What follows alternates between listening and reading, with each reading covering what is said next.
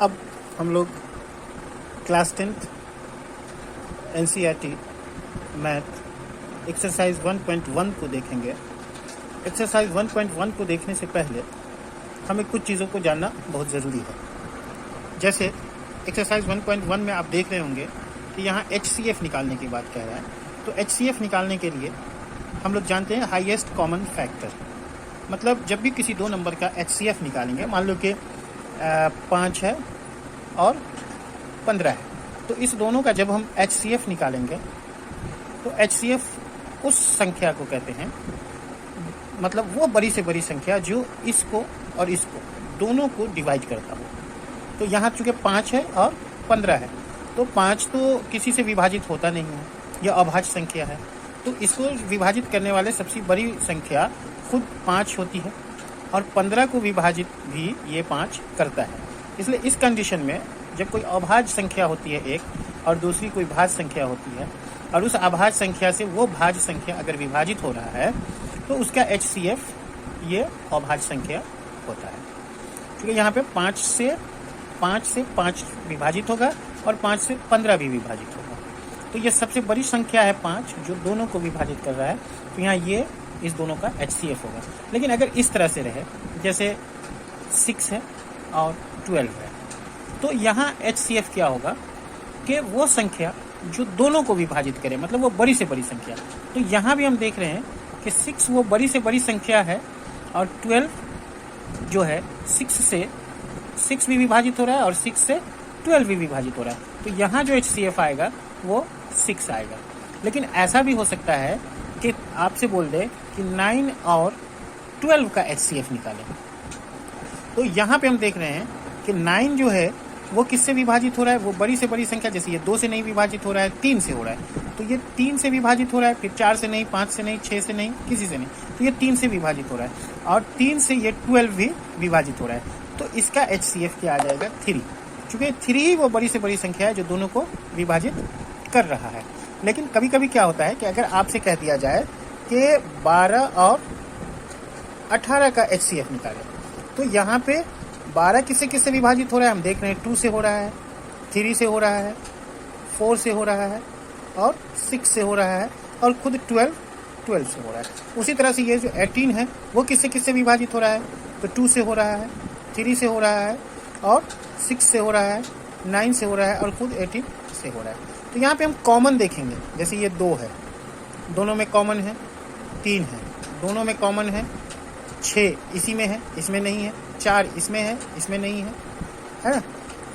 तो 6 इस दोनों में है, 6 से 12 भी हो रहा है, 6 से 18 भी हो रहा है, फिर 4 नहीं है ना, इधर 9 है, समझ रहे हैं। ये देखिए यहाँ 6 हमने लिख दिया, लेकिन 6 ऑलरेडी यहाँ है, तो 6 क्या है, दोनों में है कि नहीं, इसमें भी है और इसमें भी है। 4 अकेला था, 9 नहीं है, 12 फिर नहीं है, 18 नहीं है। तो हम देख रहे हैं कॉमन जो विभाजित कर रहा है, जैसे 2 दोनों को विभाजित कर रहा है, 3 दोनों को विभाजित कर रहा है, 6 दोनों को विभाजित कर रहा है। तो ये जो दोनों को विभाजित कर रहा है उसमें सबसे बड़ा कौन है, 6 है कि नहीं है।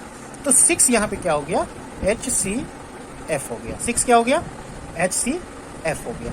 तो इस तरह से वो बड़ी से बड़ी संख्या जो दोनों नंबर को विभाजित कर दे उसी को हम लोग क्या कहते हैं, HCF कहते हैं। और अब इसमें हमें एक दूसरी चीज़ जानना होगा। एक्सरसाइज 1.1 को पढ़ने से पहले हमें एक चीज़ और जानना होगा। वो जानना होगा कि जैसे हम 2 नंबर हैं, मान लिया कि ये 16 है, अब इसको हमें डिवाइड देना है, भाग करना है, किससे, किसी एक नंबर से भाग देना है। मान लो कि ये 4 से हमें भाग देना है, तो 4 से नहीं 5 से देना है भाग, चलो 5 से भाग देना है। तो 5 से जब इसको डिवाइड करते हैं तो कितना होता है, 5 दिया 15, बच जाता है 1। तो ये जो हुआ देखो 5 और 15 मेन संख्या यही है, 5 और 16 सॉरी 5 और 16। तो 5 और 16, 5 से किसको विभाजित करना है, 16 को करना है। तो यहाँ हमने देखा 5 को 16 से करना है। तो 5 को जब 16 को जब 5 से किया तो 5 दिया 15, बच गया 1। तो यहाँ पे जब हम यूक्लिड थ्योरम्स पढ़ेंगे तो उसमें ऐसी संख्या जब हमें मिलेगी, जो बड़ी संख्या रहेगी उसे हम a मान लेंगे, जो बड़ी संख्या होगी उसे a मान लेंगे, और जो इस दोनों ग्रुप में छोटी संख्या होगी उसे हम लोग b मान लेते हैं। क्या मानते हैं, b। यहाँ पे जैसे b 5 हो जाएगा, तो a b हो गया। और इसको हम लोग क्या मानते हैं, Q। ये 3 हो गया, और ये जो बचा इसको हम लोग क्या मानते हैं, R। तो ये 4 चीजें हमें जानना जरूरी है, A, B, Q and R। जो सबसे बड़ा होता है ग्रुप, जो एक ग्रुप जो दिया रहेगा आपके पास, कभी भी 2 संख्या का ग्रुप दिया रहेगा और कहेगा यूक्लिड्स थ्योरम का उपयोग करके कुछ भी निकालने के लिए अगर कह दे, HCF निकालने के लिए कह दे, तो वहाँ बड़ी संख्या को A मानेंगे, छोटी संख्या को B मानेंगे, और जब हम लोग विभाजित करते हैं ना, तो यहाँ जो क्वोशिएंट आया तो इसको हम लोग Q मानेंगे, और रिमाइंडर, तो इस तरह से देखते हैं कि ये रिमाइंडर, तो रिमाइंडर हुआ। तो हम लोग यहाँ अब अच्छे से देख सकते हैं कि जो बड़ी संख्या होती है उसको भाज्य कहते हैं, मतलब डिवाइडेंट कहते हैं। इसी को चूँकि भाग करना रहता है, जिससे भाग करते हैं उसको भाजक कहते हैं, डिवीज़र कहते हैं। और जो हमें क्वोशिएंट मतलब भागफल आता है उसे हम क्या कहते हैं, क्वोशिएंट कहते हैं। और जो बच जाता है वो शेषफल आता है। तो जो हम लोग यूक्लिड लेमा पढ़ेंगे या यूक्लिड थ्योरम पढ़ेंगे, उसमें रिमाइंडर जब तक 0 नहीं होता है तब तक हमारा HCF नहीं निकल पाता है। तो इसी का सहारा लेकर के हम लोग क्या करेंगे, HCF निकालेंगे। देख रहे हैं यहाँ A जो ये है भाज्य है, उसको हम लोग A से डिनोट करते हैं, जो भाजक है उसे हम लोग B से डिनोट करते हैं, और जो भागफल है उसे हम लोग Q से डिनोट करते हैं, और जो शेषफल है रिमाइंडर उसे हम लोग R से करते हैं। तो यूक्लिड्स ने इन 4 चीज़ का इस्तेमाल करके एक फार्मूला दिया, उस फार्मूला को आप लिख लें और याद कर लें। वो फार्मूला इस तरह से है कि A equal to BQ plus R, ये फार्मूला है। इसे आप यहाँ देख सकते हैं और इसे प्रूव भी कर सकते हैं। जैसे देखिए यहाँ A कितना है, इस फार्मूले पे जब हम लोग जाएंगे तो देखेंगे A हमारा कितना हो जाता है।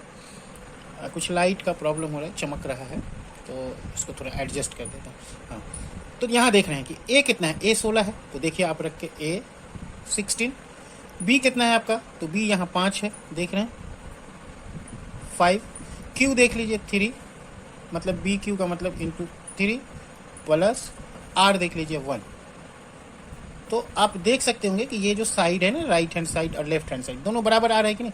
5 दिया 15 प्लस 1 16, और ये 16 हो गया, A के बराबर हो गया कि नहीं हो गया। तो इसी थ्योरम का इस्तेमाल करके यूक्लिड्स ने HCF निकाला। और जब तक ये यहाँ जो ये 1 आ रहा है ना, ये जब तक 0 नहीं हो जाए तब तक आपका HCF नहीं निकलेगा।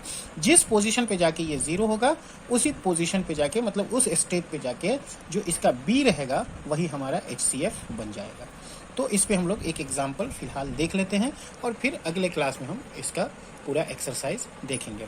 तो एग्जाम्पल के लिए हम लोग इसे मिटाते हैं और एग्जाम्पल देखते हैं।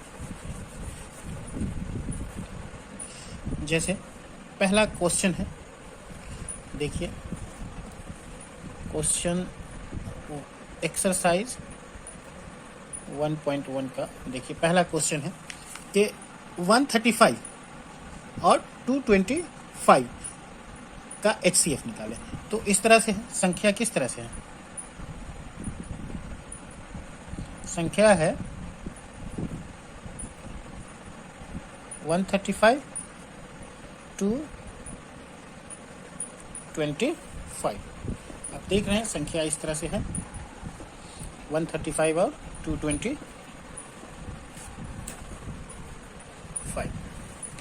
तो जैसा पहले हमने बताया कि इसमें A किसको मानेंगे, तो जो बड़ी संख्या है, बड़ी संख्या कौन है, यहाँ देख रहे हैं हम लोग कि 225 बड़ी संख्या है, तो A इक्वल टू हो गया 225 और B इक्वल टू हो गया 135।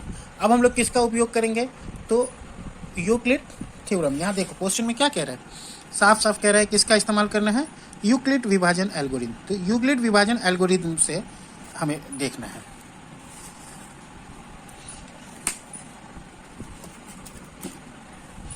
ठीक है,